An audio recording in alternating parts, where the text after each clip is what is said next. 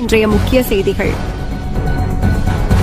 பணியின் பொழுது உயிரிழந்த நகராட்சி ஊழியர்களின் வாரிசுதாரர்களுக்கு 200 பேருக்கு கருணை அடிப்படையில் வேலை வழங்க நடவடிக்கை எடுக்கப்பட்டு வருவதாக முதலமைச்சர் ரங்கசாமி தெரிவித்துள்ளார்.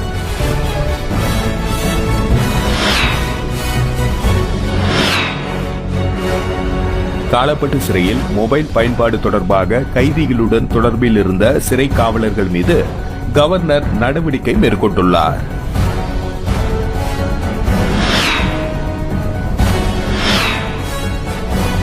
புதுச்சேரி திருவோவனை அடுத்த சன்னியாசிகுப்பத்தில் பிரபல தனியார் நிறுவனத்தில் ரூபாய் 4 லட்சம் மதிப்புடைய 225 கிலோ காப்பர் பொருட்களை திருடிய வழக்கில் 6 நபர்களை போலீசார் கைது செய்தனர்.